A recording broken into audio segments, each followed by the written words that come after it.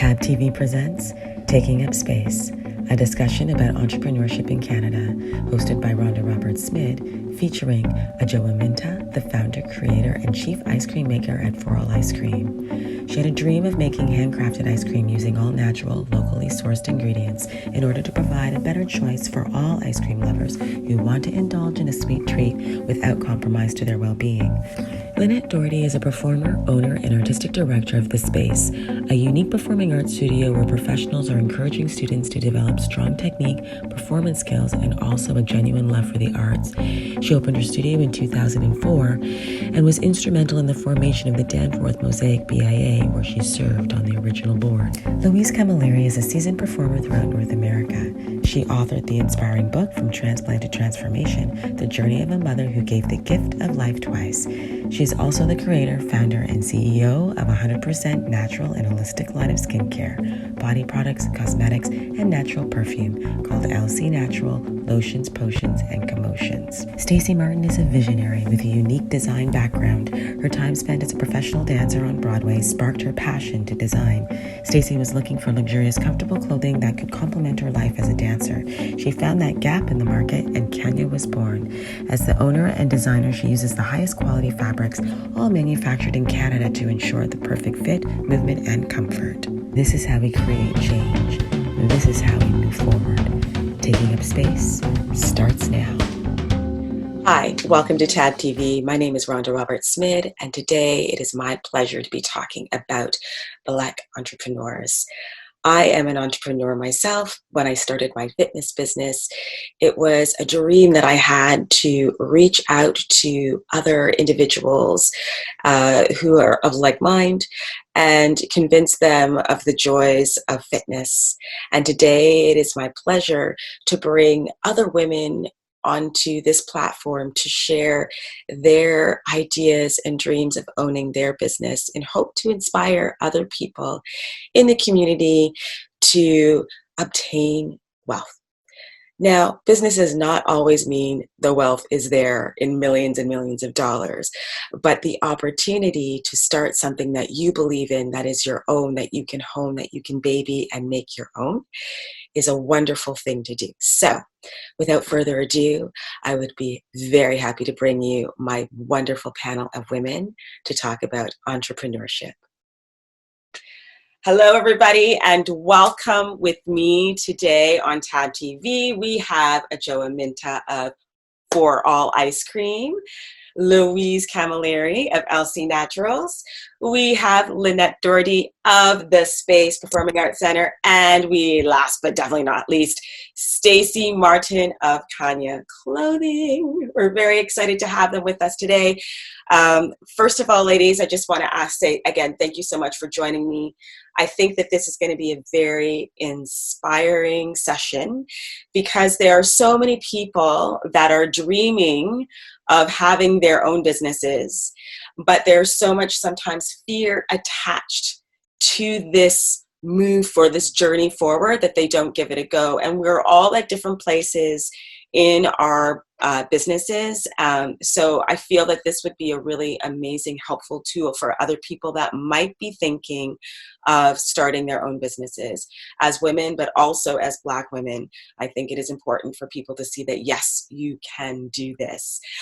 So Linette, as a person who has helped develop the BIA in the East End, why do you think that entrepreneurship is important for women and important for community? I think it gives you a measure of control over your own, well, your life, your career, what have you, in a way that working for somebody else doesn't necessarily give you. But there are trade-offs, right? Because while you have a measure of control over what you do, you also have a lot of responsibility for making sure that you actually make money and can support yourself and your family. It comes with giving up some of the stability that might come from working for somebody else, you know, a job with benefits or steady hours or what have you. But it, for me, allowed me to build a life the way I wanted to in terms of performing and also with my kids. Yeah, and for sure, I think about four, I think three out of, no, actually four people here all come from the world of performing arts before we launched our own companies. And so I was going to say to you, Louise, do you think that this helps to push forward some of the ideas that you might have locked inside of you to just try, because we're already living a life of entrepreneurship in the industry? Yeah, I think so. Like, I'm selling one thing in the business, the show business aspect. I'm selling myself. And I'm looking at what my customer might want from me, the casting director. And you've got to be brave. You've got to have new ideas all the time. You've got to reinvent. So naturally, when you're running your own business, it's the exact same thing. I've got to look at my customer, my client, and I have to say, okay, how am I best going to sell the product, which is still me. I'm the name of the brand. It's still me. It's my passion. It's everything. And it's all my love in there. Yeah. And I feel like I know how to do it because of the performance background, and I'm brave. I feel courageous. And I feel like it's another type of service, when you're a performing artist, you are in service to your community.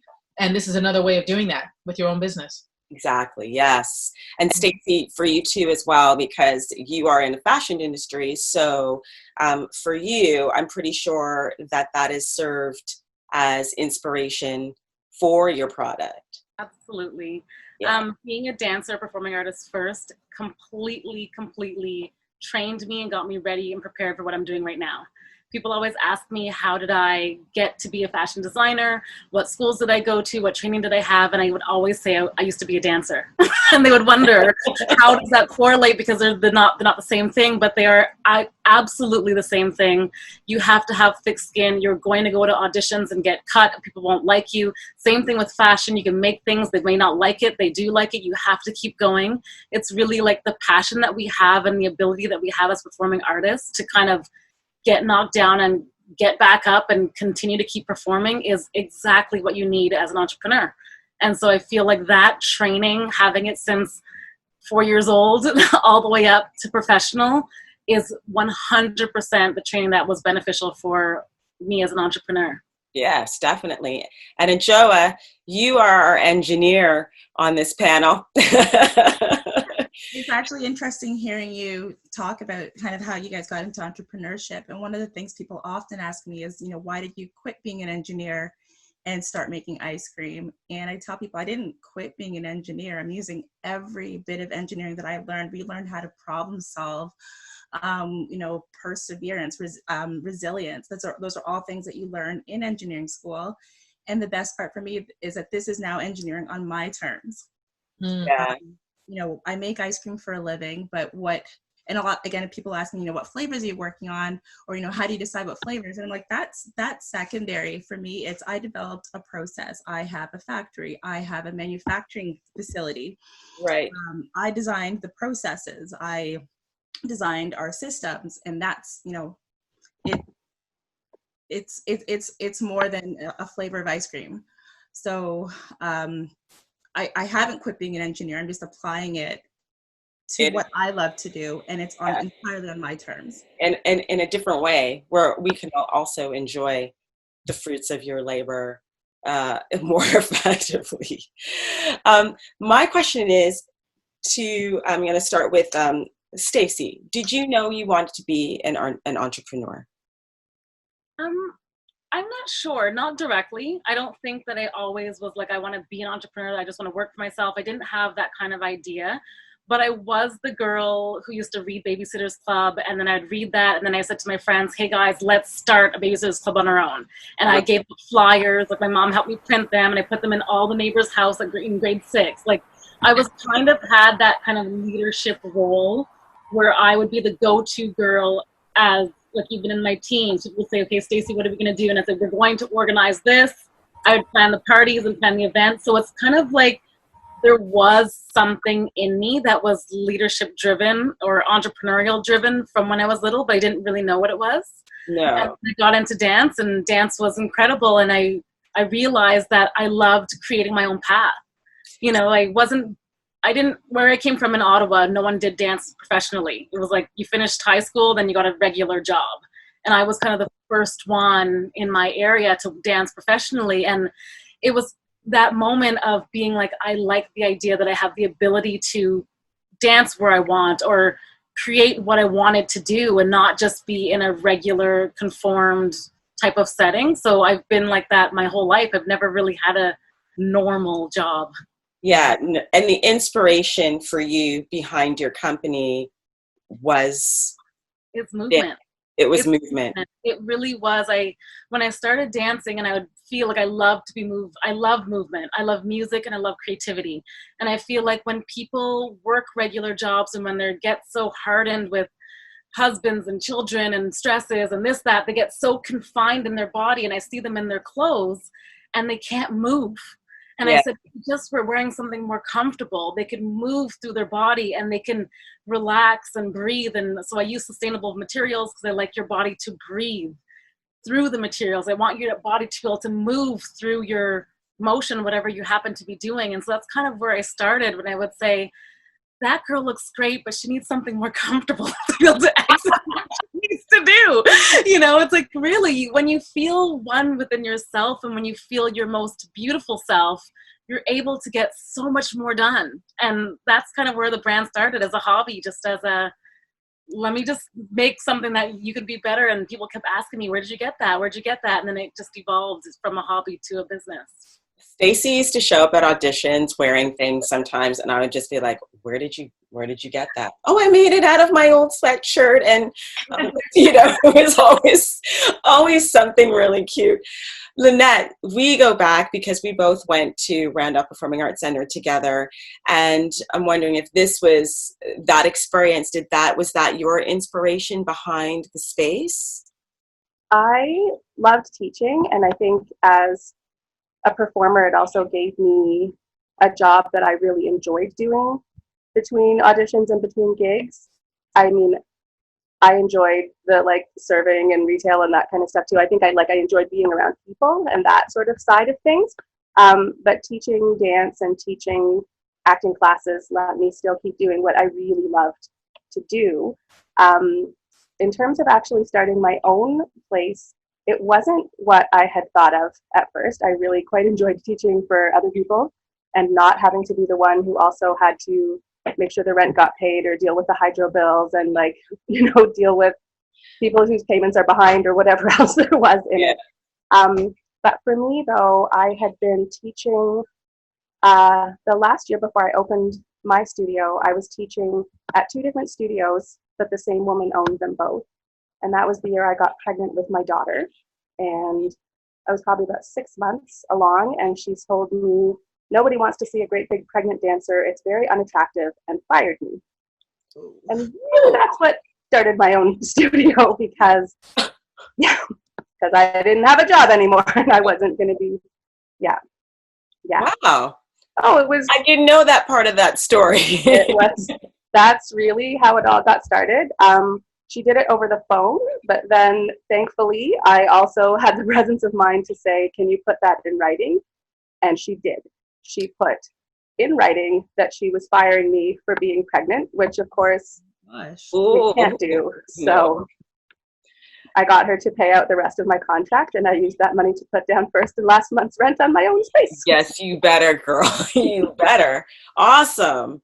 I had no idea that was how you began your studio. I thought, for me, when I just had an idea. I just went, oh, yeah, I think I'm done working as a professional, and I'm enjoying fitness, and I finished working at the University of Toronto, and right now seems like a good time for me to open my studio. And I walked around the corner and I saw a place for rent, and then I spoke to my husband about it briefly, and I said, I really feel that I can make this work. And we just jumped in with 2 feet. So it was just kind of like, it was the right price, and I felt like I can do this. I'm very creative. I could sell my classes, and I was really excited. But we'll talk about what happened around the end of that. But even though I still have my company now, the trials and tribulations of starting are are huge, but sometimes you just jump in. Ajoa, your inspiration for ice cream. So I definitely didn't jump right in.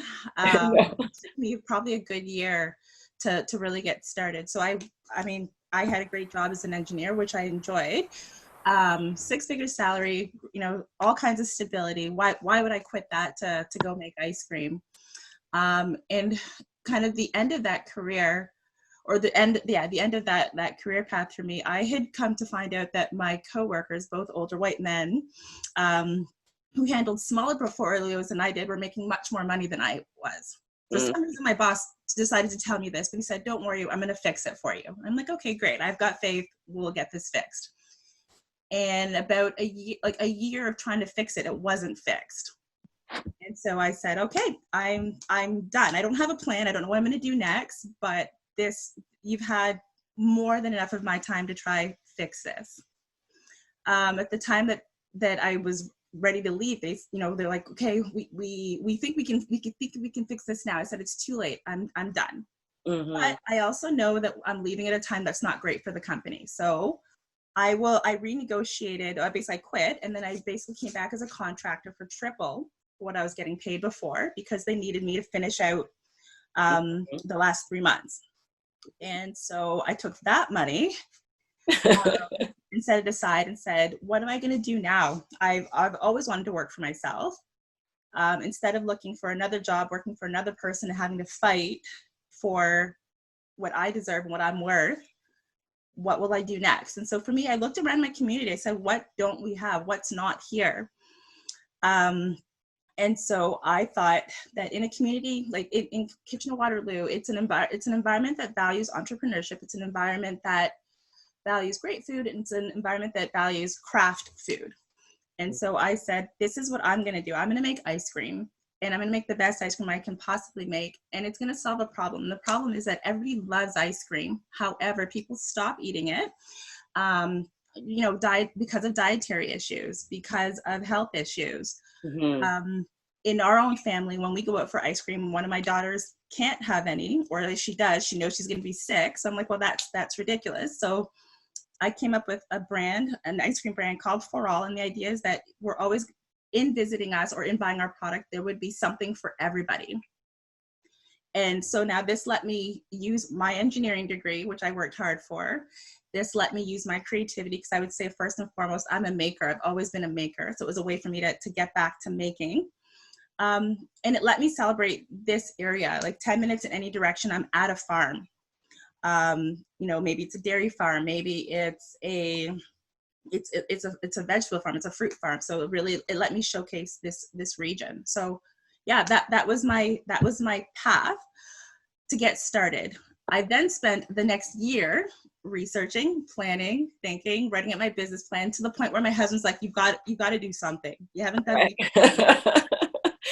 I think I actually enjoyed having some of your experimental ice cream thoughts, which we were very happy to participate in as a family. A year later of like not going, it was like finally get going. So a year later I took that step, and it's been going ever since.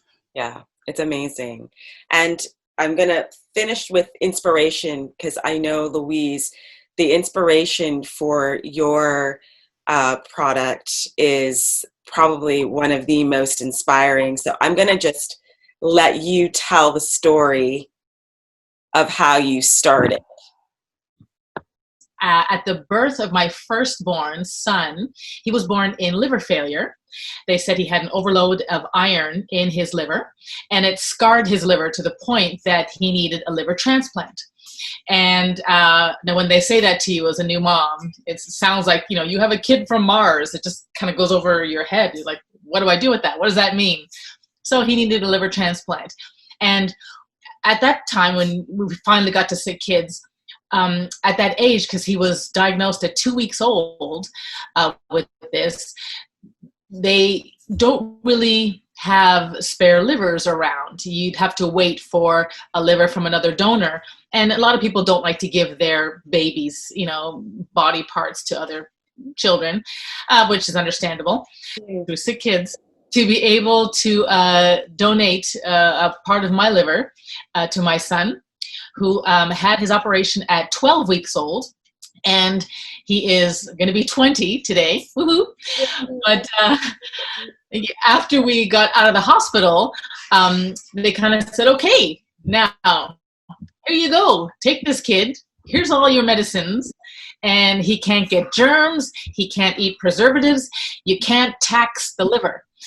So luckily, I did a lot of research while in the hospital, and I learned all the processes of the liver, everything it does, the 600 functions of our fabulous liver.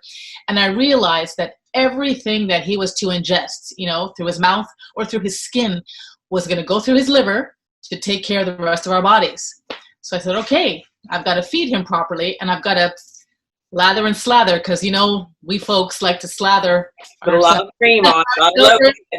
Get it. Moisturize and everything. Moisturize. Gotta have it on. And gone are the days of slathering that Vaseline. No good. Yeah. No. So I had to learn how to make stuff, make his diaper ointment, make things that I want to use on him and on me. I had to not only take care of his liver, but my own, because I had just the right lobe left. And I was also going through being a reflexologist, so I was learning about the body systems as I had done with my nursing. An aromatherapist, I took all that. That was a major surgery for your child, but it was also major surgery for you. Right. And I didn't want to tax my liver either. So that would affect all the products that I use on my skin and everything I were to eat and ingest through the skin or through the mouth. Right. So I studied reflexology, I studied aromatherapy, I studied everything, and even natural cosmetic formulation, so I could make everything for us from head to toe, from shampoo to foot creams, that's natural, no preservatives, no synthetic. That's how LC Natural Health and Beauty was born, basically.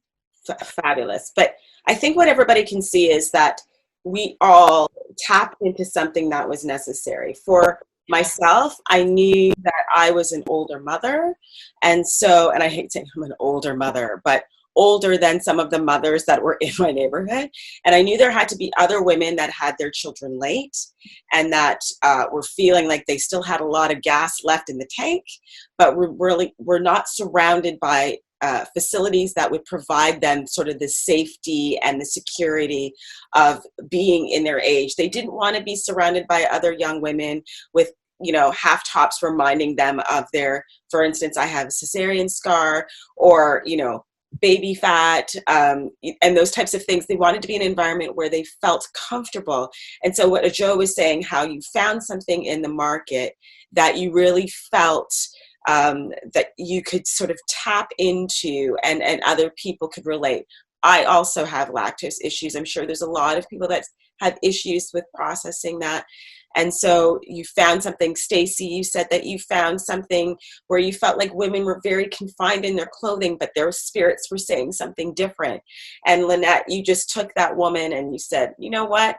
This pregnant woman is going to be teaching classes regardless. When I was teaching at the University of Toronto, I taught right up into the week that I was due.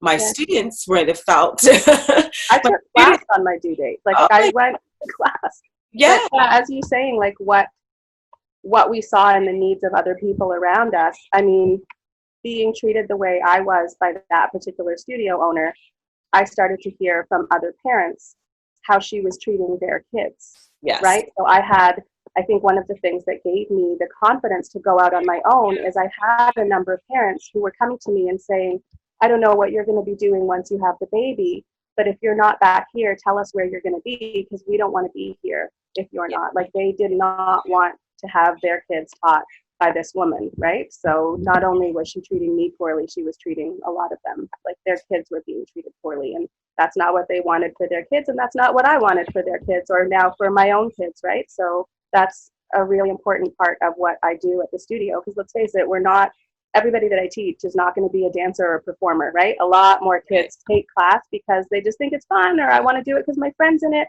And that's a perfectly valid reason for taking dance class, right? You don't only have to take dance class because you want to be a dancer. Right. So what are those kids going to get out of it, right? If it's not a career path, there has to be something else that they get out of it. And all of the things that we've all talked about that you got out of performing, like the strength to start your own business, the creativity, the passion to do something, all of those things you can put in whatever it is that you want to do, not just performing, right? And for me, wanted to make sure that those lessons were what were being taught, not just stretch your feet and pull up or whatever else it is that you're teaching in class, but the resilience to fall out of a double pirouette a million times and then get it, and then realize, what are those steps that I took, and apply them consistently. And now I have doubles, but I can keep working on triples now, right? Like there's always something more to do, and there's always a way to keep working at it. And that's life, not just dance, right? Yeah. And Ajoa, this is a question that I have about fear, because I know that sometimes when you're thinking about starting something, what I was hearing from you was that, you planned, you wrote down all the necessary things. I could say, this is the difference between engineer and right? Dancers were like, what? You think I'm pregnant, I can't teach? Boom, open my studio. Me, walking around the corner. I'm like, boom, there's a spot I can have my exercise. Stacey, I'm going to just start to design clothes. I didn't even go to school for this. And Ajoa's like printing, dotting. So what for you, what fear sets in that makes you take that time to make the decisions, and your business will probably be very successful because you have taken that time? You know what? And I'd say, like, before I answer the question, my business isn't necessarily successful because I've taken that time. Without trying anything, my business wouldn't have been successful at all. Yeah. And so I think it's just the fear of failing, the fear of, I've never done this before. I'm not part of this industry. Like I'm not part of the food industry. I'm not part of the culinary industry. I've never done any of this before. So it was just the fear of not succeeding. And then part of it is, frankly, I'm an engineer. I feel like I need to plan every little detail. But at some point, and I would say this to every single entrepreneur, I mean, if I was going to go back and change anything, I would have planned less and done more. You've got to do something. That's going to be the best way you're going to learn what's right and what's not right. All the planning in the world. I mean, it can't prepare you for everything. So if you're not going to get started until you've made your perfect plan, you're going to plan for forever. I feel like a little bit of planning is good, but then get started. Your plan's going to be garbage anyway. So just get started so you can see where the holes are and get working on fixing them. Do you think, Stacey, that it's important to kind of ride through the fear so that you can do you think gut plays an important part in some of in an entrepreneurial person? I think the fear helps you in a certain way. And I think that as a performing artist, we're so used to being fearful. Like we're used to being on the side of the stage, having those goosebumps, and then knowing how you want to do so well that you're really used to being thrown into an environment that you have to just perform. So I think I love using fear. I love using fear to my benefit, to be like, if I don't feel fearful, then I'm not really passionate about going towards what I want to do. I do, though, feel reverse to what you were saying. Was it Ajoa? Ajoa. I feel reverse of what you are, because I started with like how you were saying, Rhonda, where you just jumped 2 feet in. And I started a business and I just had no fear. I was like, I can do whatever. I can learn to make clothes. I'll figure out how to sew it. I'll figure out where to find mills. I did the entire thing. I'll figure out how to sell it, where to sell it, who to sell it to, clients, all this kind of stuff. And then the last year I was like, I need to stop and reflect and now plan, because now in order to say, where is my business right now? How do I actually want it to be moving forward? How do I want to get to the targets I want to get to? So it's almost like the fearlessness of me got me to go and move, but Right. then the non-planning portion of me didn't really get me to say, what are my actual deliverables for this quarter? What do I actually want to get in my life? Do I want to be doing trade shows when I'm 85 years old, or do I want a business and a brand? Like, it really made me understand, like, whoa, what am I doing? I've been doing this for 15 years, but I haven't put any time into actually taking a time pause to plan and organize and understand, because right from the get-go 15 years ago, I just dove into the deep end. I was just swimming. Swim, girl. I gotta do it. Until you get to the shore. And I realized that you can keep swimming, and as a performing artist, you have such a gift to just be resilient and to make it through. But at some point, someone's got to teach you the breaststroke and the backstroke and the this stroke and the that stroke, so that you know exactly, if you get into rough waters, how do I get out of this? If I have to do this, how can I save my person beside me? How do I know what to do? And so that was a big thing. So I feel like believing in your fears, owning your fears, understanding what your fears are, but keep moving in them, but then also taking the time out to understand how to overcome those and not just sweep your fears under the rug and be like, not looking at this. Yeah. You know, really that kind of balance between both. Yes. And I was going to ask Louise this question about how do you channel that fear and trust in what you're delivering?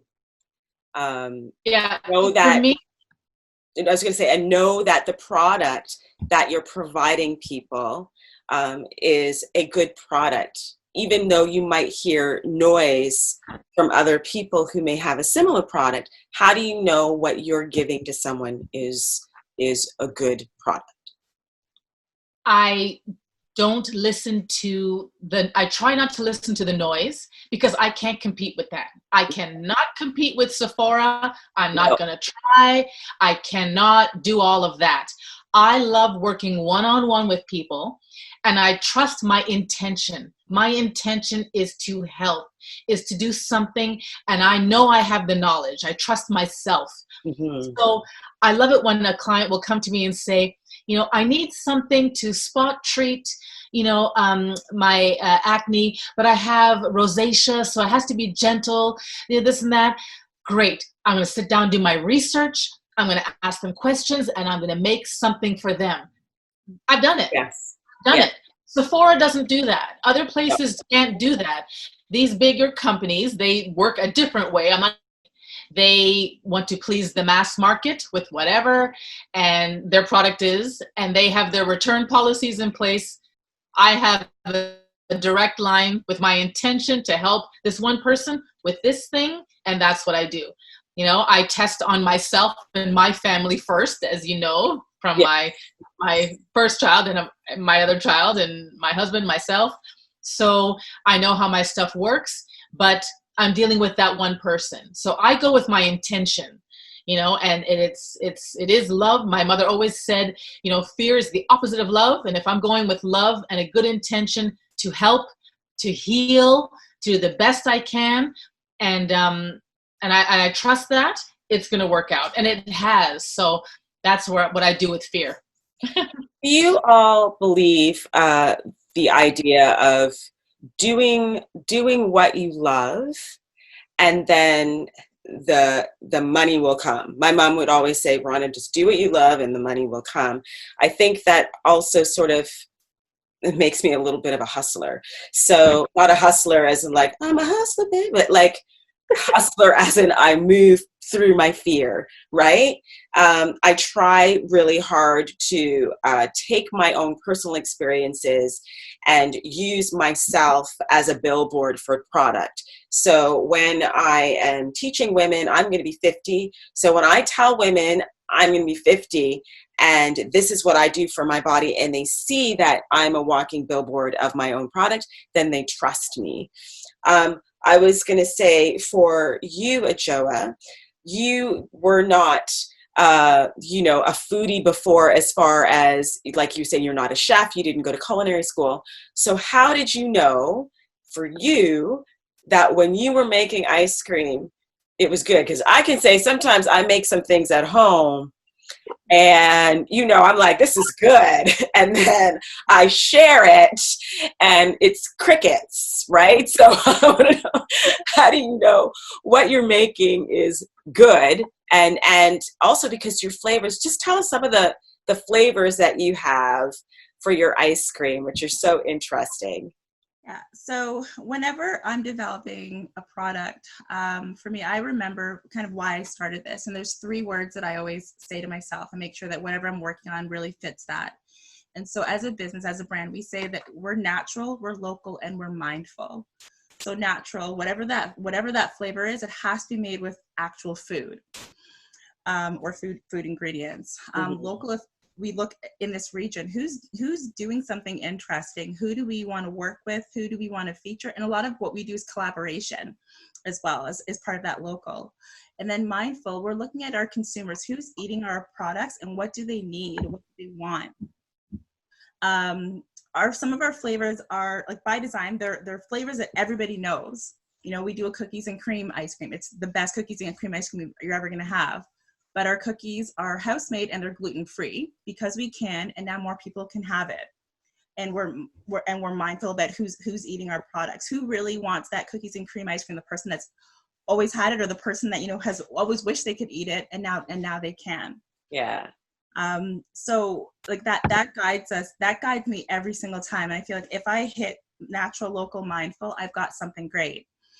I also feel like, for me, I have too many ideas. So I do need to I create boxes and I try to work within these boxes, because if not, I'm not going to produce anything. And so when we come up with our flavors, I work with 4 different categories of flavors. So we call stuff, you know, our classic flavors, like cookies and cream, like maple walnut. It's going to be the best version you've ever had of those. We have our, I call it nostalgia or childhood, and that's actually modeled after my youngest daughter, where, you know, kids just want something fun and colorful, but we're going to do that in a natural, local, mindful way. I have what I call our foodie flavors, and it's going to be unusual flavor combinations that work. And we hope that you've never had it as an ice cream before, and it's going to blow your mind. And then sorry to interrupt you, but can you tell us some of those questionable flavoring patterns that you're putting together? This is probably one of our most popular flavors. It's whiskey, caramel, and pecans. Okay. Because those are that's a great combination. I've never heard of it as an ice cream, but why not? And so it's putting flavors that are just interesting together. We've got one coming out right now. It's a green tea ice cream with white chocolate and almonds. So again, we hope that you've never had it before, but these are combinations that we know work. And what makes it true to us is, again, we're looking at natural, local, mindful. I was at a farmer's market and I met this tea vendor. He's from Toronto, and he told me his story. You know, he travels to these tea farms. He talks to the growers. And so I'm like, okay, I want a source from you. Because he can take me all the way to, you know, to the person that grew that product.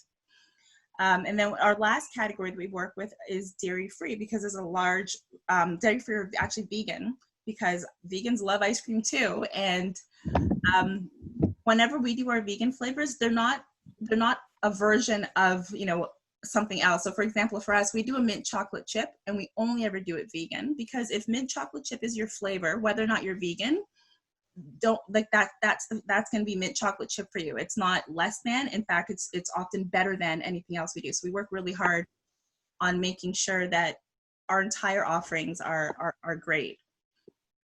That sounds wonderful. Stacey, you also too are looking for products that are sustainable, that are organic, and that lovely little piece behind you is something that I own, but in a different color. Do you want to talk about that little piece behind you and other things that you've started to develop? So the sustainable thing, it started because when I started making my own clothing, as you know, I just started designing on my own, looking at patterns, making my own thing. I used to just go to Fabricland and buy whatever fabric looked pretty. And when I would buy those fabrics and put my design to it, though I put a lot of energy in making my design really nice, the fabric would then shrink, it would pill, it would, you know, you had a full top, now it's a half top, it would get like, itchy. I didn't understand, like, why was the fabric so bad? And one time I was literally frustrated because I said I'd spent all this energy and time making this beautiful pattern, but then the material was horrible. And someone asked me, why don't you just find a fabric mill? And I thought, how do you just find a fabric mill, especially being in Canada? So I searched out to find Canadian fabric mills. And when I felt the quality of getting natural fibers, you can't go back to getting sustainable fibers. The way that it feels against your body, the way that your body can breathe, the way that it moves against you. And I always feel like there's something intimate about clothing that people have lost sense of. We just put clothing on just because we have to run out the door. And I feel like the clothing is the closest part to you. It's the closest part to your body. So if you can feel that, like almost like how you say when you slather the oils on your skin, same idea when you put the clothes on. It's the thing that's covering your body. It should be natural. It should be beautiful. And I feel so that's where the whole sustainability came in for me. Not so much that I was just like, I want to be sustainable. But then when I found that I can find, you know, eucalyptus fiber fabrics and bamboo fabrics and organic cotton fabrics and birchwood and all these different types of fabrics that have different properties, moisture wicking, that are comfortable, that they just feel great. You can put them in the machine, wash and dry. They won't pill, they don't shrink, they just stay the way they are. My company is not based on planned obsolescence. It's not meant to fall apart in 6 months. You buy another one. No, the idea is that it lasts your life. I want you to remember where you wore that piece and fall in love with your clothing. I fell in love with mine. Walking around. It was a nice chilly day outside. I just throw on Stacey's sweater and throw the other part over my shoulder. Not always great with the wrapping part, but I put on her YouTube videos and try to figure it out. Since we had, that was a great segue, Stacey, for Louise's product.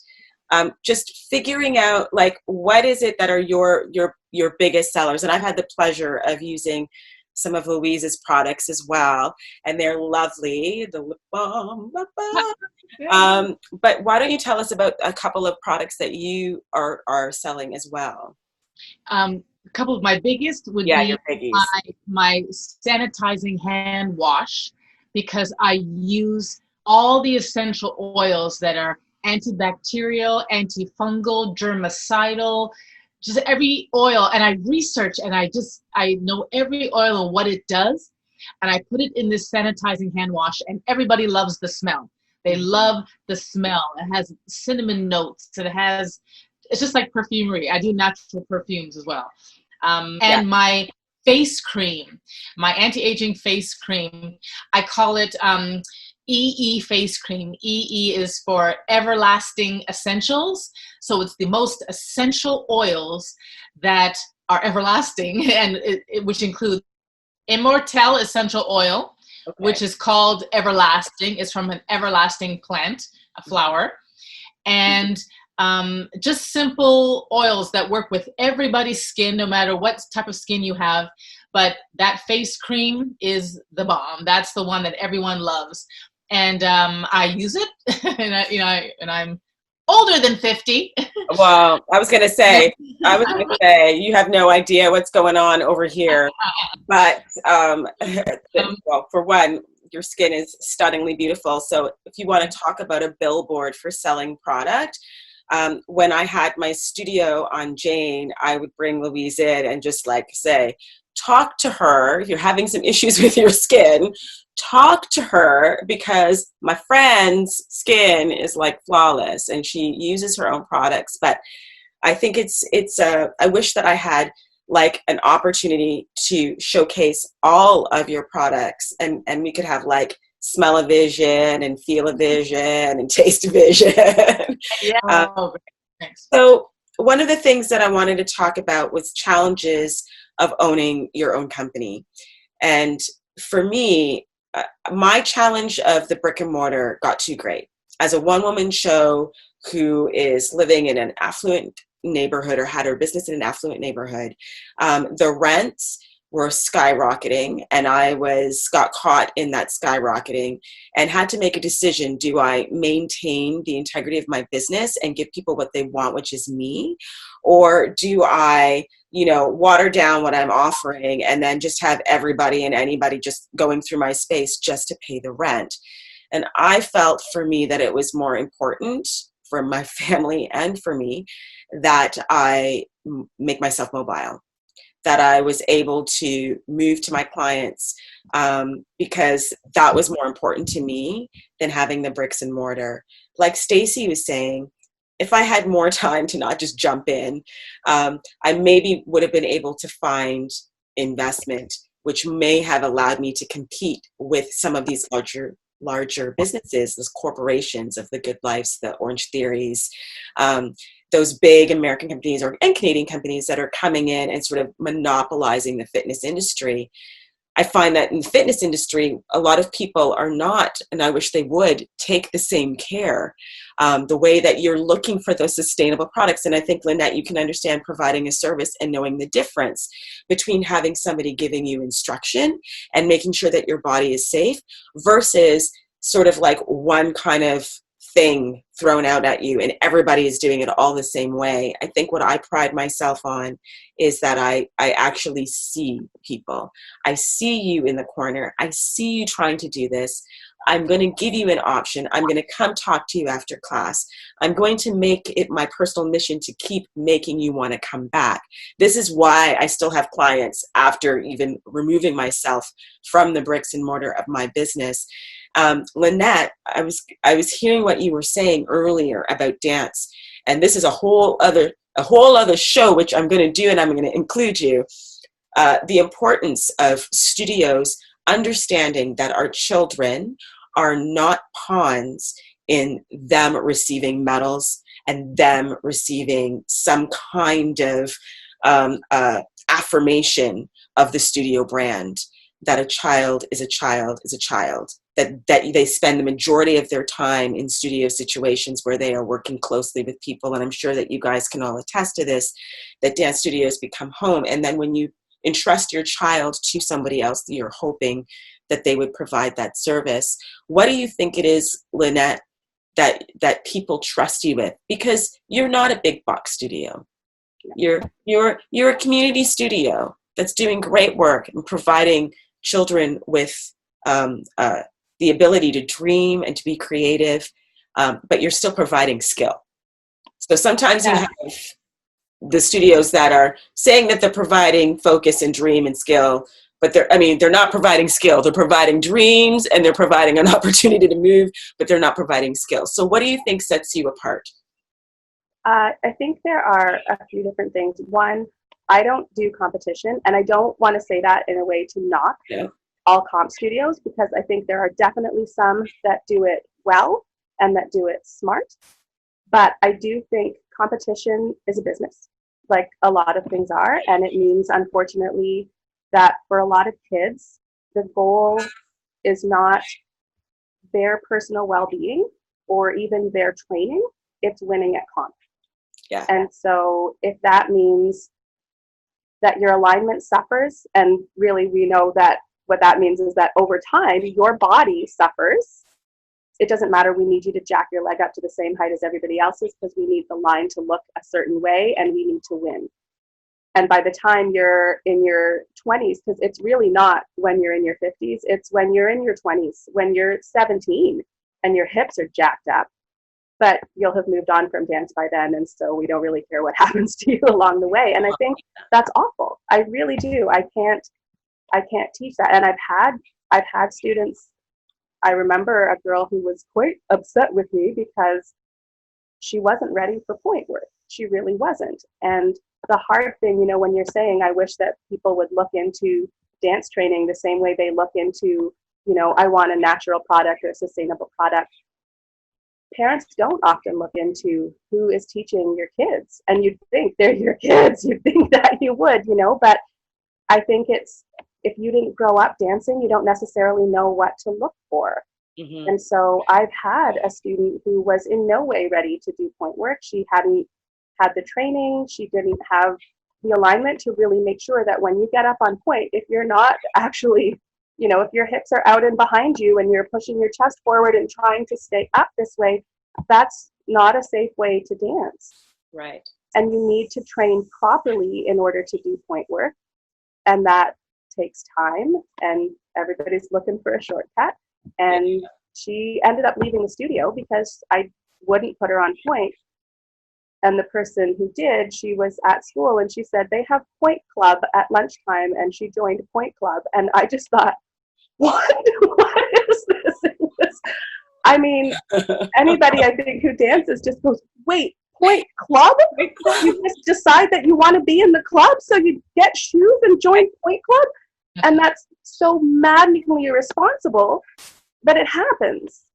You get students who do, they're being pushed to things that they're not ready for.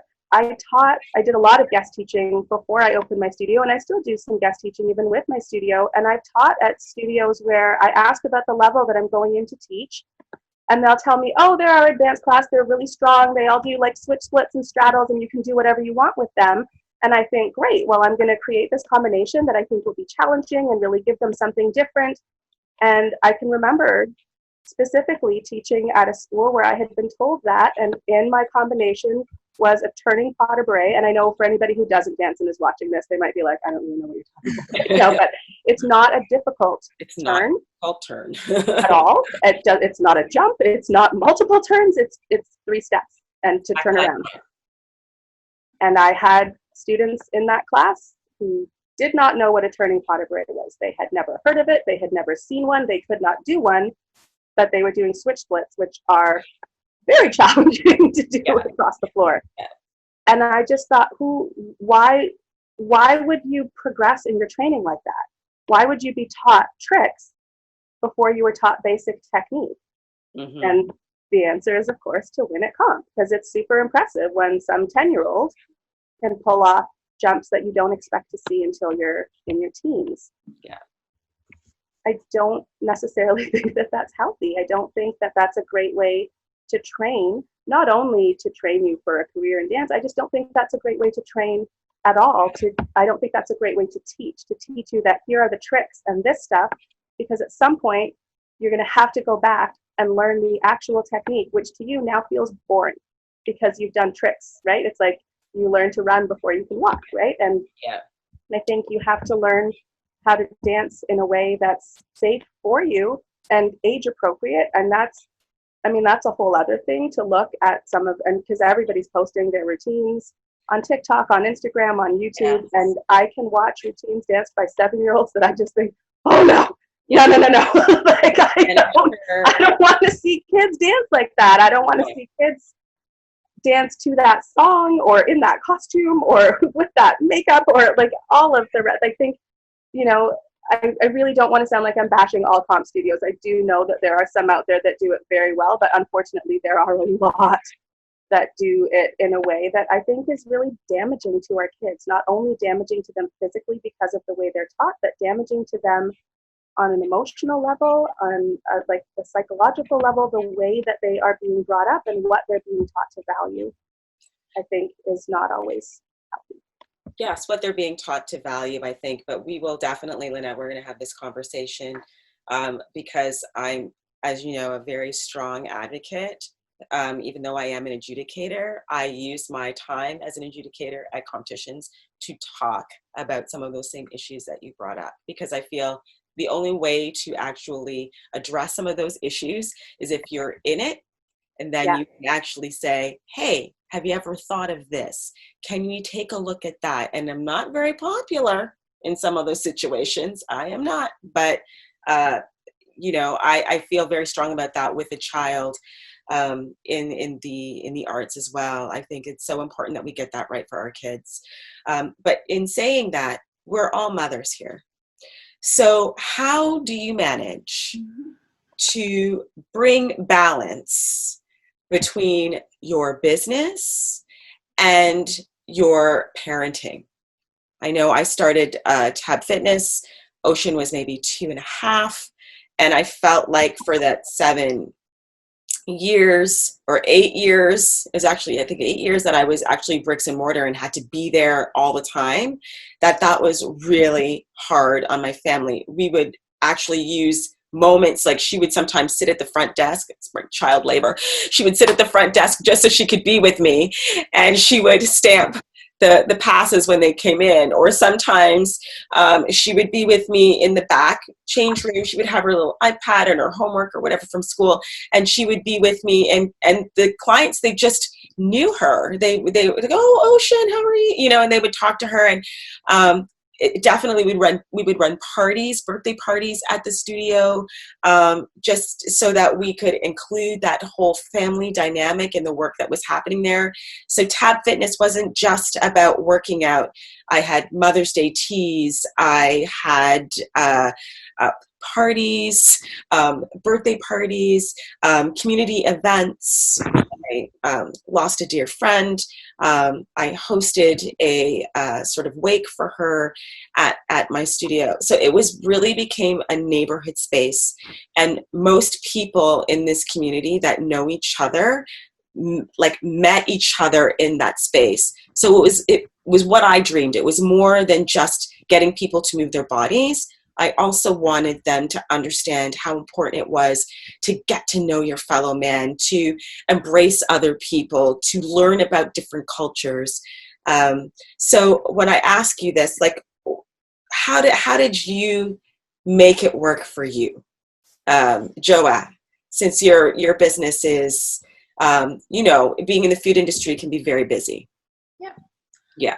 I don't know. I feel like that's something I'm still working on. I still don't think I've got balance, to be 100% honest. Right now I'm sitting in an empty house because my family's at our cottage. Yeah. I've got, this has been the best summer so far. I've gone almost every weekend, but we're launching a new line this coming week. So I stayed back to get stuff done. So I think part of me achieving balance is accepting that I don't have balance and just continuing to work on it. Mm-hmm. Accepting that I can't do everything and I can't be everywhere. There are times where I have to choose work, and there are other times where I set work aside and I hang out with my family. So I don't feel balanced all the time, but it's something that I'm aware of and I continue to work on every day. Yeah. And Louise, what about you, Del?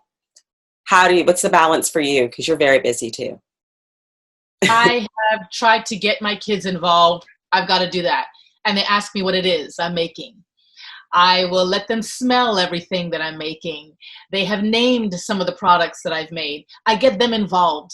Yeah. So they don't ever feel like it's something separate from me that they can start to resent. That's how I try to do it. I get everyone involved, and I'm honest. When I need time, I take it. So I don't have resentment. Yeah. Yes. Yeah. Stacey, what about you, hun? Me, I don't look at it as balance. I used to start trying balance. When I think of balance visually in my mind, I think of like a 50-50. And then nothing is really getting 100% of any of my energy. And that's what I used to start doing. And so now what I really do is more of a teeter-totter. Yep. So when I'm with my son, I want to give him 100%. When I'm outside, tag, soccer, Legos, whatever, no phone, no connectivity, nothing. It's just him. That's it. And then when he knows mama's got to go to work, like right now I'm doing a meeting or I'm doing a whatever, then it's like I'm going to work 100%. And I think if we kind of lose the word balance, because I think balance is, I used to be like, oh, I'm trying to do this, but I'm doing this, and I'm trying to be like, oh, I'm playing and trying to cook and trying to be this, and you go crazy. So I feel like if you can just kind of do what's best for you, and I think the best person that I can be is when I'm 100% at what I'm doing at whatever given time I'm giving it at. Yeah, and you know what, to be honest, actually, I was thinking about, and I'm going to ask Linette her work life, I want to say situation, but I know that we don't ask this question of men, right? We don't say, how's your work-life balance going? It is something that, because they'll be like, what are you talking about? But it is something that we think of because it's instinctual to think, well, how are you managing the child and the business, because they're both your babies, right? I think that it's difficult because we have to make some choices sometimes that might seem a little bit crazy for some people, but we know at the end of the day, when it all comes together, for us, it's the best possible situation. Not everybody would want to bring their child to a studio all day, or, but for my daughter, it was a lot of fun. When nobody was there, she could twirl around and jump and dance and jump on my little trampolines and play. And so it was a lot of fun to have that space. But for somebody else, they might look at that and they might say, why does she have her child sitting at the front desk stamping cards all day? She's not paying her. It could be like, looking at it from a different angle. But for us, it was just like family time. That's how I got it in. That's how she knew she was still, like, mama was still here for her.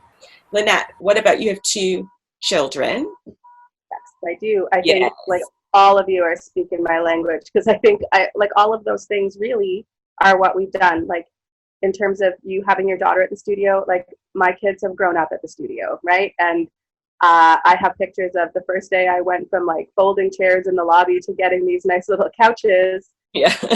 My son asleep on one of them while I like unpacked them and put the legs on them properly and sort of built the lobby together. But it was the afternoon and he needed a nap, so he had a nap and I finished putting the rest of the furniture together. I used to keep a little mat at the studio that was just basically like a blanket with a pillow at one end, but so the blanket was big and it would fold over, and as my daughter would sleep there, right, while I was in the teaching. Louise saying like getting everybody involved. I mean, they have been from the beginning. When I'm organizing costumes and stuff, that's always been something for them that they're like, oh, we get to see everybody's costumes before they actually get given out and that sort of thing, and they've loved that. They've liked being at the studio when rehearsals are going on when they were younger, and they got to kind of see the older kids and the more advanced combinations that they were working on, and they thought that was really fun and a special little insight for them to see what was happening and get involved with it. They've folded programs, they've done like all kinds of things to be involved with it. And I think, Stacey, the way you talked about, it's really, it can't sort of balance out 50-50 all the time, right? Because our kids, especially when they're little, they don't want 50% of your attention, right? They really don't. They can't, and they can't have that. They need you there. Although I will say I am eternally grateful to whoever invented a laptop that meant that as my kids got a little older, I could go to the park and know that, when they were a little bit older and they didn't need me like here every moment of what they were doing. You're sitting playing in the sandpit? Great. I'm sitting right here, but I'm going to get some emails done while you're involved in other things. And that changes all the time as they get older, right? And so, which brings me to agreeing with absolutely everybody, because Ajoa, that whole, like, I'm still working on balance. I'm still, like, every time I think I've got something sorted out, like when they were younger and you're like, okay, great. So this is when nap time is happening and I can get this done. And oh, now the older one has dropped their nap. So I guess I'm going to have to rethink how this day goes, right? So I don't think you ever really figured out. Yeah, it is a fine line between, your family and your business, but you're doing your business to help your family. But right now we are in an interesting time for small businesses. With COVID, I find that if you were not online before, then suddenly you had to jump online. I'm a person who, I'm running a business where you're physical. Same thing with Linette. You're running a business where you're physical and you're tactile. And suddenly we've had to transfer all of that online. How are you guys coping during the pandemic with your businesses? And has this been actually a fruitful time for you because more people are traveling online? I'll start with Stacey. I was already in a business transition before COVID started. So my company is called Kenya, Kenya Couture Inc. And people would always pronounce it Kanye, Kanaya, Kenya, Kenya, Kanye, whatever. They could never pronounce Kenya. Kenya means light, and I wanted to have the light inside you shine. Mm-hmm. But no one knew what it was. I already had a feeling that I had to go all online before. I was pitching, my family's from St. Kitts and Nevis. I was pitching to do fashion shows over there in St. Kitts in the Caribbean. And when I was getting introduced to people, they would always butcher my name. My married name is Beifiaboa as well. then at that point I decided I'm going to transition to Stacey Martin. So I'm going to transition to what my name actually is with still the same intensity and still all the passion that I love through Kenya. So I was already in the midst of doing this. I have been doing business advisory for a year. I was ready to get investors and pitch right the week before COVID hit. Oh. So basically I had everything planned out. I was ready to just be like, Kenya's closing, Stacey Martin's opening, blah, blah, blah. It was all great. And then I felt like I had built the Jenga, pulled out all the pieces. It was so great. And then all of a sudden someone pulled the bottom one and everything just collapsed. Yeah. It was devastating because I didn't know, what am I doing? I don't really have product made for Kenya. I don't have anything going forward because I wasn't planning on having Kenya remove. I'm not going to get investment in anything with Stacey Martin because no one's investing in anything right now. So all the dreams, aspirations, the traveling to the Caribbean, all the things we had planned is now gone. It's now obsolete. So what am I going to do? And there was a point in time where I was like, I am done. I'm going to just be a receptionist, pretty organized. I can just do this. And then I realized one day that we all have a gift. We have a gift in this world. My gift is not being a performing artist. My gift is not fashion necessarily, but my gift is what I give to people, and I give it through fashion. I give it through my clothing, and I realize that my gift is to give love and to give life, and I'm like, my clothing gives that to people. I have to do this. Yeah. So I use this time through COVID, and it's been the most beautiful time because I'm now not focused on, I got to run to this trade show, I got to do this, and what's this pattern, and blah, blah, all the little tactical things, the bookkeeping and the this, that, all the things that I would get so bombarded with, I can now just quiet them down. And I've taken these since March, to just focus on what I wanted to do for Stacey Martin so that it can run systematically the way it should run as a proper business. And Yeah. it's been the biggest blessing in disguise because I would have been running all over the place with Kenya, trying to do the transition in my mind seamlessly, but it would have still had the same roadblocks as it had before. Yeah. So it's been very, very difficult, but I had to get through the difficult time first. And now I feel like it's the best gift I could have been given. Yes. Ajoa, what about you, doll? How has the transition been for you? Yeah, so right when COVID started, or right when it hit, we actually had just opened up our first retail. So we had opened initially to be a manufacturer. We did some catering. We had a bit of an online presence, but not really. It was just kind of there. I never had time to build it out. And so when in March, beginning of March, we had opened up our first retail. 3 years after launching, we finally had our first store where we're going to sell our own product instead of selling it, as well as selling it through other businesses. And COVID happened. So a week and a half after launching, we closed. Yeah. But I would echo what Stacey said, that it was a blessing though. It forced me to be still. It forced me to think through where am I? Am I doing what I want to do? A lot of the engagements that we had booked for, spring, summer were canceled. And I was surprised that I was feeling relief that some of them were canceled. I'm like, thank God I don't have to do that one. I'm glad that I don't have to do this one either. So really it was a good time to stop and assess where I was. I did have a business plan. So I pulled out that business plan and said, where am I? Like this, I wrote this document, spent a year writing it. Where in this am I? And it was just nice. It was nice to be able to stop and get back to it. So we spent the time out and we rebuilt our website and our online store to be very robust. Ice cream's an unusual thing to sell online, but we pivoted perfectly, beautifully to online. We actually had built our website on a Shopify platform, but weren't using it. And so I started learning, how does this platform really work? How do we leverage this? So it's been nice to be still. It's been nice to revisit what the plans and the dreams and the goals were and get back on that track. So it's a lot of it's unfortunate, but at the same time, it's been a blessing for us. And there's been so many people that have said to me, oh, I felt so bad for you when COVID happened. And I'm like, I don't feel bad for me. We kept on going.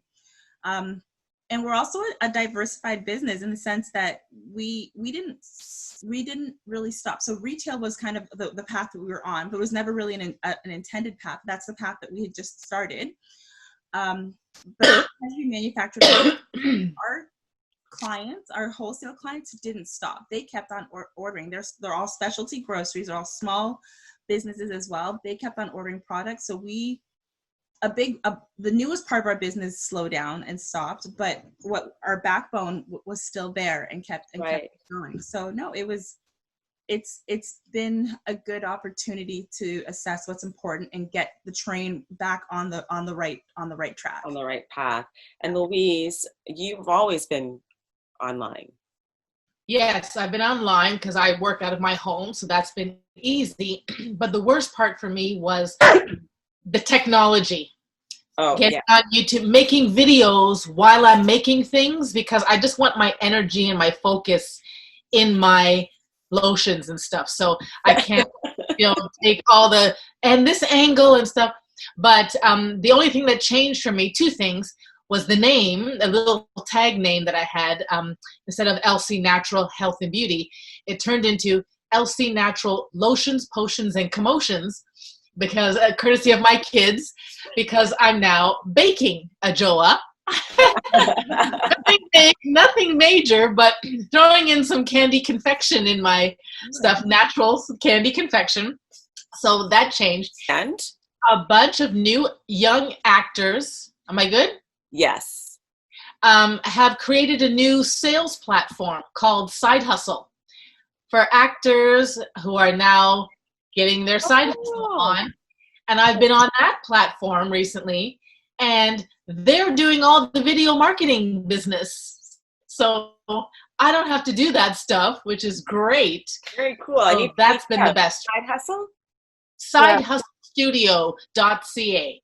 Side Hustle Studio.ca. Find Side Hustle Studio. And Linette, what about you, Mama? Because I know we had to move something physical onto Zoom and use the Zoom platform and start to teach our classes that way. Yeah, and not gonna lie, super hard. Yeah. Super frustrating. Yeah. I had days for weeks at a time where because I'm recording, I would record video on my phone. My laptop is a little older, so right now I'm talking to you on my laptop, so you might be getting that Vaseline on the lens sort of soft focus look, but you can see if I move quickly, it's a blur, right? So this is the camera on my laptop because it's older. So I would shoot on my phone because the video quality was better. But then I had to import all of those video files onto my laptop, convert them all so that because I have an iPhone, my laptop is not an Apple product, and then edit all of the videos, and then process them all, and then upload them all. So I did all of my videos as private YouTube links for my students, because one of the things that made the need so pressing is that for me, I'm not a drop-in studio. People had paid to the end of the term, which went until June. I needed to deliver classes that went until June because they had already paid for them. And I know that some studios refunded people or did other things. I mean, for me, if I had refunded everybody, I'd be bankrupt. My studio would already be closed, and I would be in serious financial trouble to have to give back all of that money.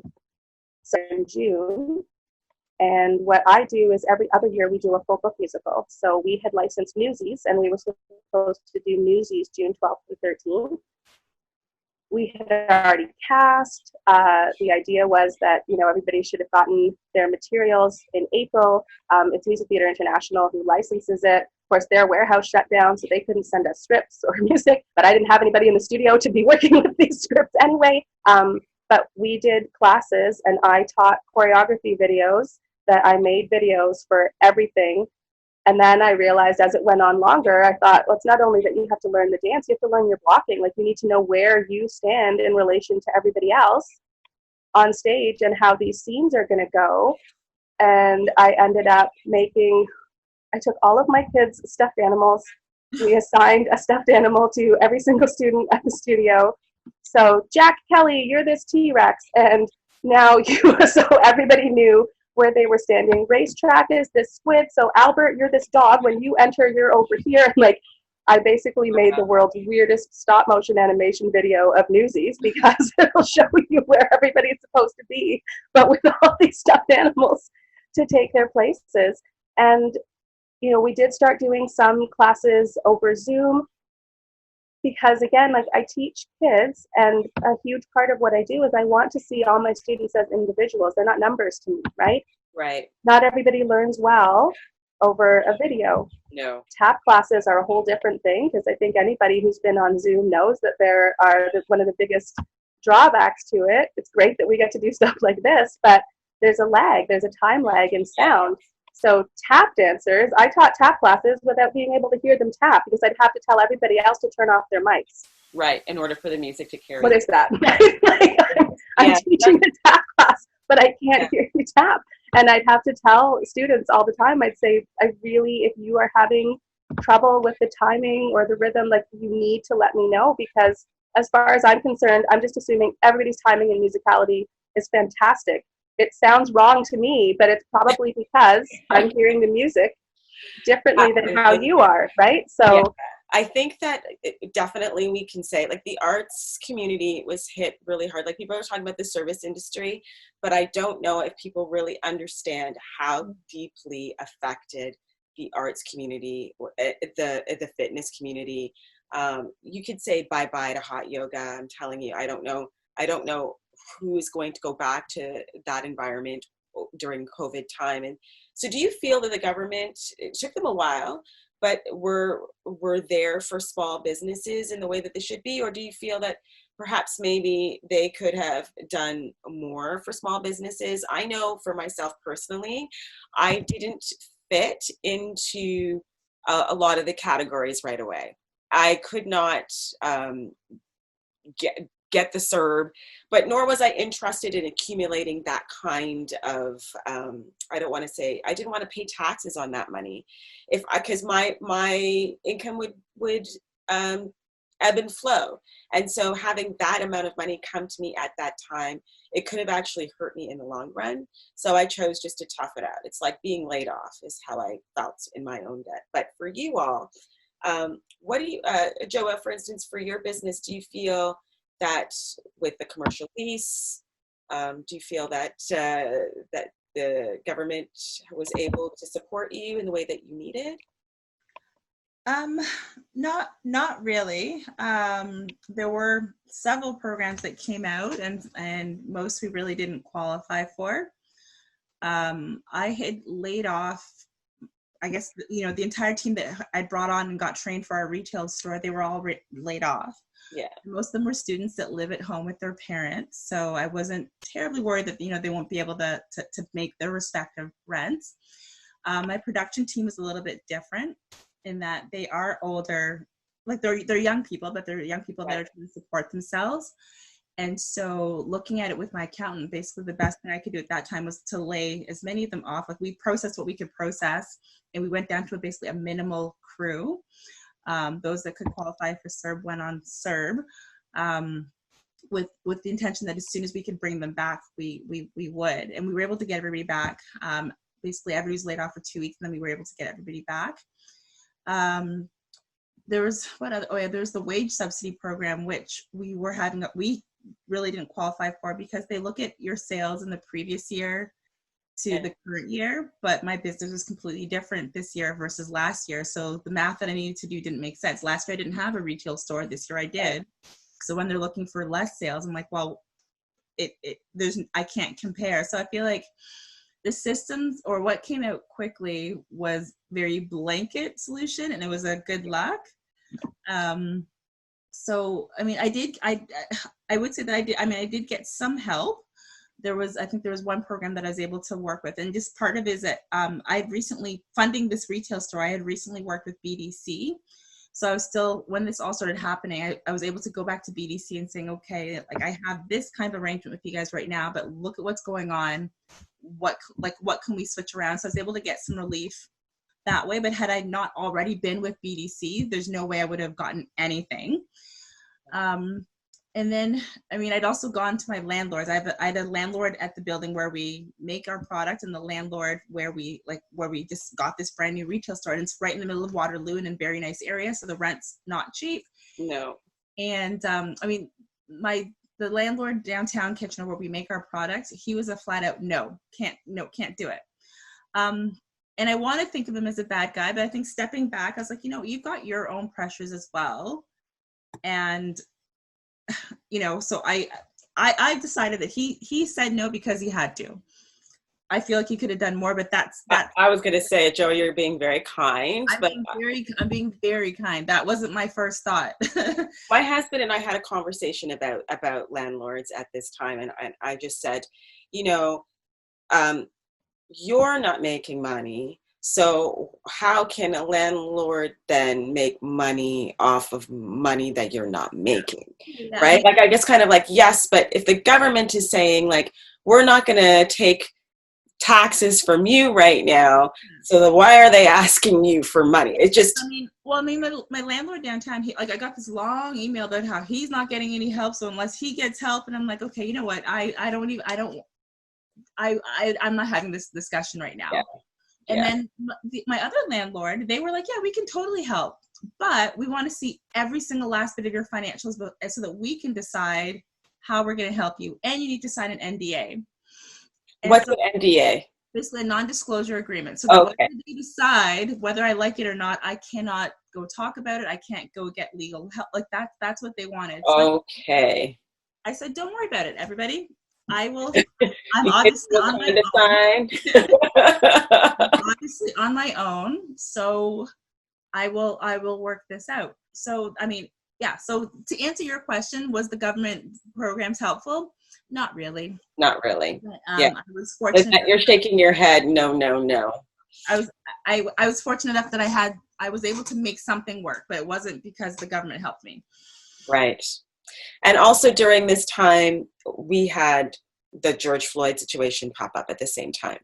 Yes. Which I'm sure, as many of my friends that I've talked to, it affected everybody that I know in quite a profound way. And so it brought up a lot of interesting activity as far as protests, a lot of social media attention to what was happening to Black lives all over the globe. And one of the things that I noticed was the Blackout Tuesday and big corporations putting out signs saying, we stand with Black lives. We are, or we are with Black lives, the blackout in the box and everything. When there was one person, her name was Aurora James, I heard her speak on CBC. She's a person who's involved in fashion as well.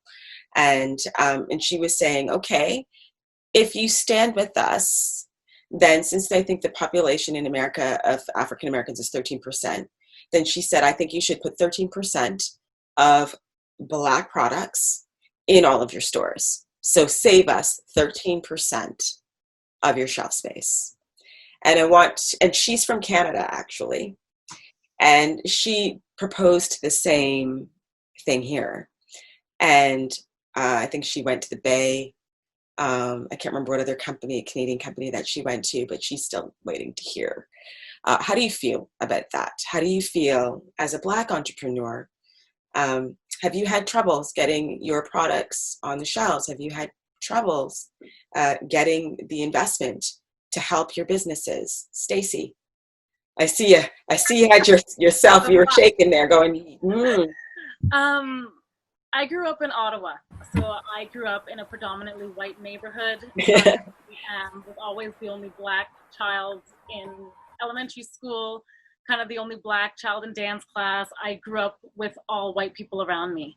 I didn't realize how much systematic racism there was around me.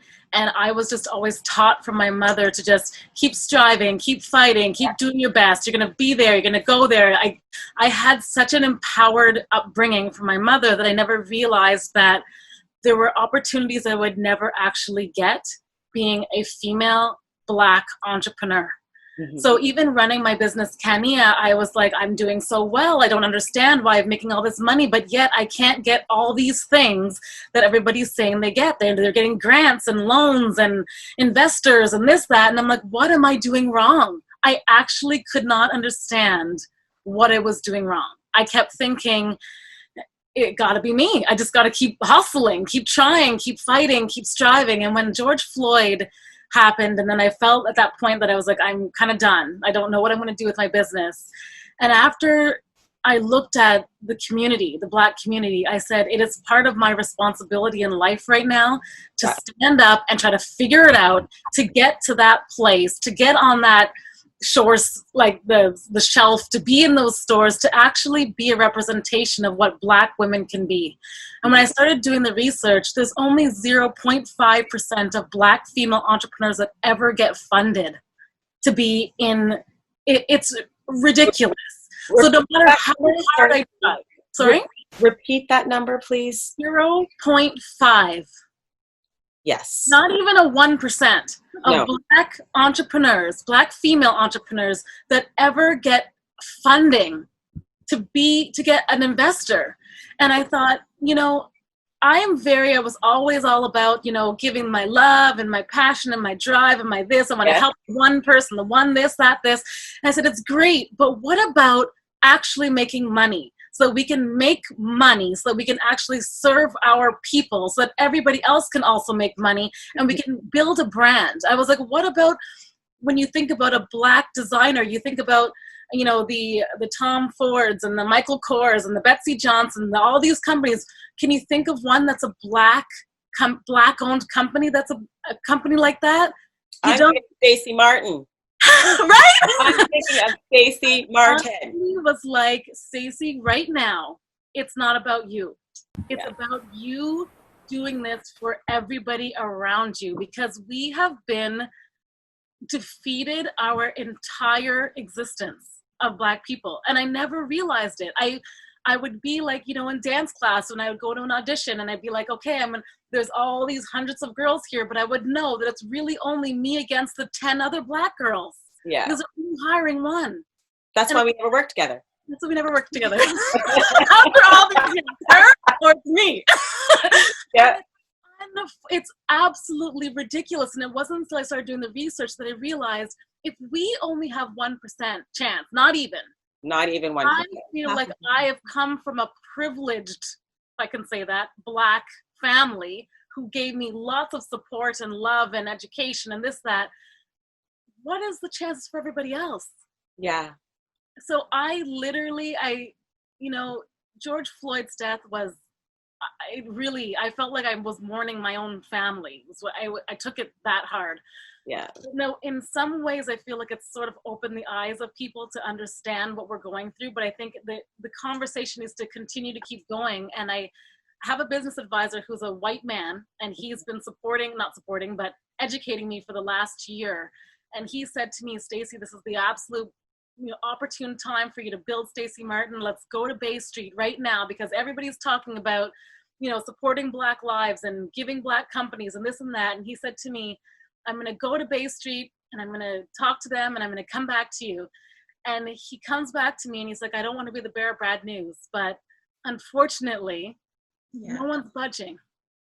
And I said, what do you mean nobody's budging? Everybody's talking about the shelf space and the this, that, and everybody's talking about support. I know a Black person, and I was like, what do you mean? And he's like, it's not that way. It's still the same way it used to be. So we are going to have to do something else to get it to that place. And I said, well, now I have to work harder. But now it's smarter. It's not just harder. It's not just running the race that I used to run. Right. It's now about strategically thinking about what I can do to be a Black female entrepreneur, to educate the women and the Black community around me, as well as other people, not just Black people, but a lot of Black people, and really just know that I want to help them. I want to help them through action, not just by saying, oh, I'm going to, everybody says, oh, Stacey, you're amazing. You're doing such good things and it's great. And well, yeah, I've heard it all, but can I get to that level where you actually treat me and talk to me, and people would look at me and say, you own the business, like you own it.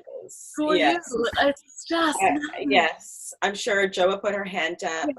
I'm going to put my hand up. I when I did own my spot on Jane and Bloor, which is in a lovely area, I did have police come into my building and ask to look around. I don't know why they were there really. I don't know if somebody called, but they did look around. We had a conversation, and I was telling them about what I do, and I just kind of used that opportunity to say, hey, is the police force looking to get fit? Because you can come on. I'm right here. If you guys are riding on your bikes, checking into the neighborhood, but the real thing that I felt was shame. Because I could see that people in the neighborhood were looking at me, the only Black business owner for miles in that neighborhood, and they were seeing the police were at my door, and I just opened. So yes, immediately I felt that shame. I do in my heart feel that well, actually I know one of my clients told me that someone said while I was, when I was thinking about closing the bricks and mortar, she was saying somebody was talking about my business and saying that they think it's suspect because she's not always open. And then she spoke up, thank God, and said, she's not always open because she has a child who she takes to school every morning. She's also teaching at the University of Toronto. And like any other dance studio, she's open up in certain hours of the day. There's nothing suspect about that. But that is not it's much easier to suspect me of something rather than think that I'm just like you, a working mom with multiple responsibilities. Ajoa, I saw you had your hand up as well. So, I mean, the George Floyd incident, I mean, I feel like one of the things that I've seen come out of it, and it speaks a little bit to what you were talking about, Stacey, where I think I'm going to have a hard time saying this. It's no surprise that things hadn't changed to me. But one of the things that I have seen changed in my business are the number of Black people that come to my business now. Yeah. Maybe they hadn't heard of me before, but they like people in this area, I'm sure it's the same as your area, where people are making lists, support this Black business, support this Black business. And so lots of White people come to my business. They like our product. And so I had issues being on these lists because I was like, if you're just going to come to me because I'm Black, that's really not what I'm looking for. You're coming here. First of all, you're coming here anyway. So when you come, don't act like you've done something. But what I've seen though, which has been positive, is that more Black people are making a point to come to find me. I know that they passed by 20 other ice cream shops on their way, but they're coming to my business. So I feel like there's an awareness from White people, but there's also an awareness from Black people that we need to help each other. We need to support each other, and we need to build it for ourselves. If it doesn't exist, let's make it. Similar to you, Stacey, I grew up in Ottawa. And my mom had a hard time finding Black hair products. My mom at the time was raising 3 kids. My dad was still around, but he's working overseas. She was a lawyer working for the Canadian government. So she started a store. She went and found a place to rent in downtown Ottawa, right at the Rideau Center, and opened a Black product store because it didn't exist. So that's what I've been modeled my whole life, similar to you. I feel like I feel like I've been definitely privileged, but again, growing up around mostly White people, and privileged to the point where my parents hid from me, or at least they sheltered me so much that I don't think I realized how privileged I was and how unusual my upbringing was, and the opportunities that I had and the opportunities that I wouldn't get. But anyway, so just the biggest change I see that's positive is that Black people are seeing that we have to support each other first. Yes, definitely. I think that it is so important for people to start, especially our communities, to support the businesses that are in and around, to change the stereotype that may accompany businesses that are from Black people. I think it's important. That's why I'm having this forum, to show that there are other options of people running businesses that you might not even expect, and that these are the faces that you need to see. I know, Linette, you had a story about somebody writing something on Yelp. Yeah, it was a Google review, and it's kind of goes back a little bit to when we were talking about, oh, as everything's moving online, I mean, obviously my studio has a Google presence, you know, people can look up anywhere on Google, but I didn't have the control over Google reviews. So this is a review that was actually written 2 years ago, and it had just sat there while I was thinking, you know, I just have to be better. I just have to get more people to, you know, write more positive reviews and drown this one out. But people don't always take the time to write a review. I would get parents, you know, writing lovely emails to me, and I appreciate that. I'm not saying, you know, oh, I don't care about your email because you didn't write it in a public forum. But I would reach out to them and say, thank you so much for saying that. Could you also write a review? Could you write it on Facebook? Could you write a Google review? Because it matters. It does matter. And Ajoa, when you were saying about, you know, people wanting to support our own community, I know that having my own business, that is definitely something that I keep in mind, is that those reviews matter because people see them. And even more so now during COVID, everybody is online. So this particular review is from a woman who, honestly, I don't think I ever met in my life. I don't think she's ever been to my studio. When I looked at other reviews that she had posted that were equally offensive, most of them are from Montreal. Like I honestly don't think I know this woman or that she's ever met me. And her review was very short, a 1-star Google review that said, disgusting black lady, and not much else. And it sat there for like 2 years. And I appreciate that people spoke up after I posted something about it. But if we're going to be really real here, I have friends and other people who have looked at that review and nobody has ever addressed it or said anything about it. It sat there for 2 years with nobody saying, hey. And I've seen people comment on Google reviews, and there's a lot of like back and forth and things that happen. No one said anything. Yeah. And I didn't do a blackout square. I really wrestled with what to say or how to participate in things for a number of reasons. But about a week after Blackout Tuesday, I wanted to not sound sarcastic about it, but kind of say, hey, are we all still supporting Black businesses? Are we still doing anything, or has the moment passed? Mm-hmm. But I had been taking steps sort of because of COVID and things like that to be able to respond to reviews, because until you're sort of verified in that way, I couldn't respond to this woman's review. It just sat there on Google about my business. And I had to get a postcard like physically mailed to the studio. And once I got it, I was able to respond to it.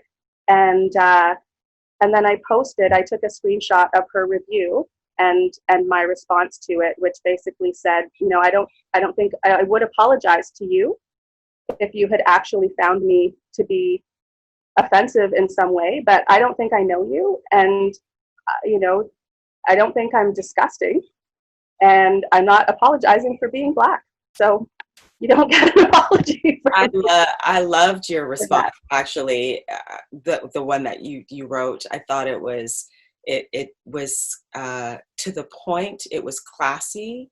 And it also showed that you took the time to, if somebody was actually having a problem with your business, that you would take the time to address that. And that's what I got out of your response. And I think that these small things are not small because that's large, but I think that these things that are actually happening, Stacey, you're mentioning about, you know, not being able to get funding, you know, the support that we're getting from the Black community to come and support our businesses. And then Linette, the review that was obviously sent from somebody who'd never actually gone to your business or met you, that these are all things that do affect how the longevity of your business, and it's super important that all of those things, they really, really do matter. I'm wondering what I just want to get from everybody before we close here, because I think that it's important to understand that, I think you brought up, Linette, that are we still talking about this now? One of the reasons why I'm doing these video broadcasts because I want people to see all the wonderful people that I know that are doing great things, that are taking big steps and chances, that are not necessarily going to get the press. And even if my scope to reach at the moment is small, at least some people will hear about For All Ice Cream. They'll hear about the space. They'll find out about Stacey Martin and her big fashion line coming out, and LC Naturals, and they will make a point of including you into their thought process when it comes to supporting. I'm ready to drive to Waterloo. I'm telling you that. Right?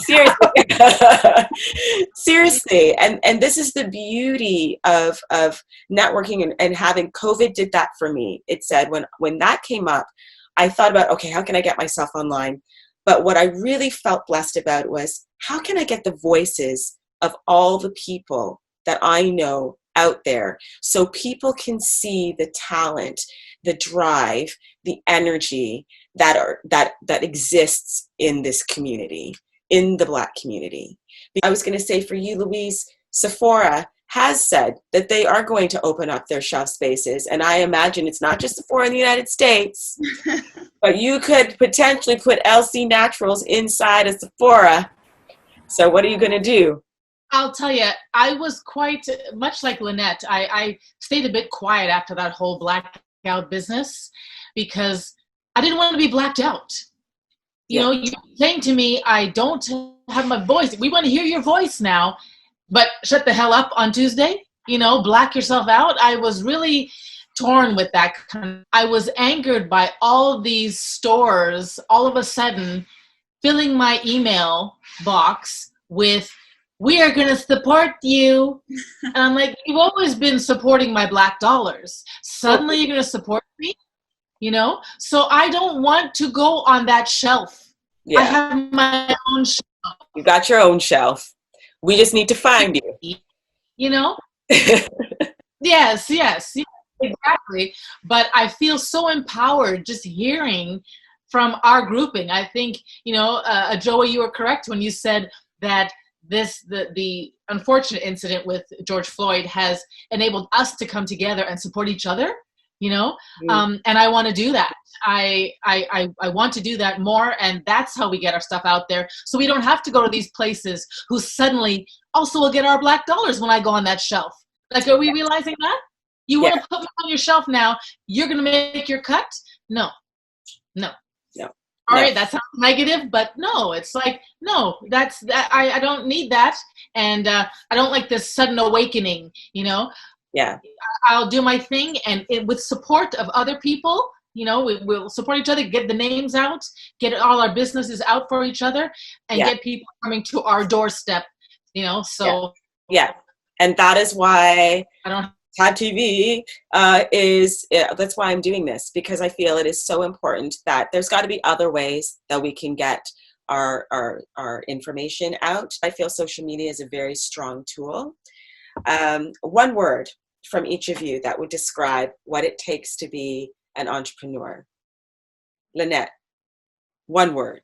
Strength. Stacey. Resilience.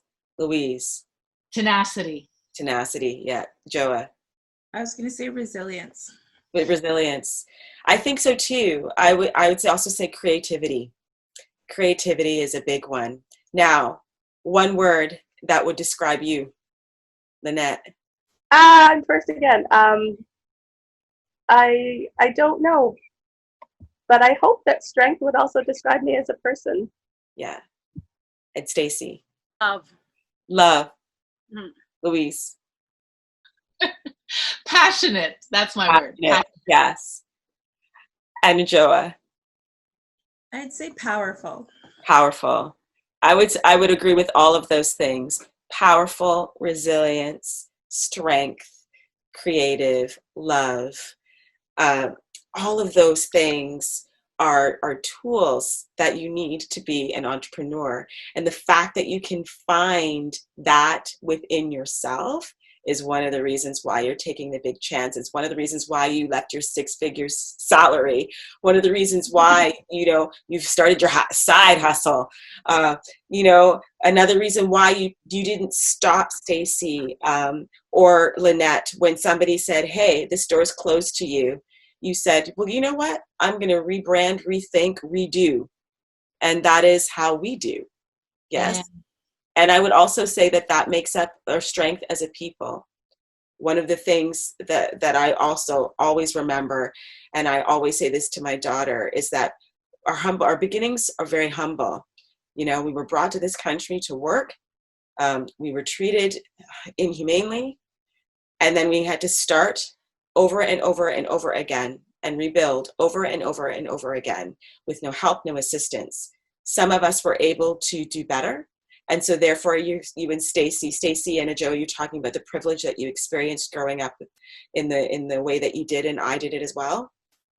But then we know that there is always a ceiling. So that ceiling we can break.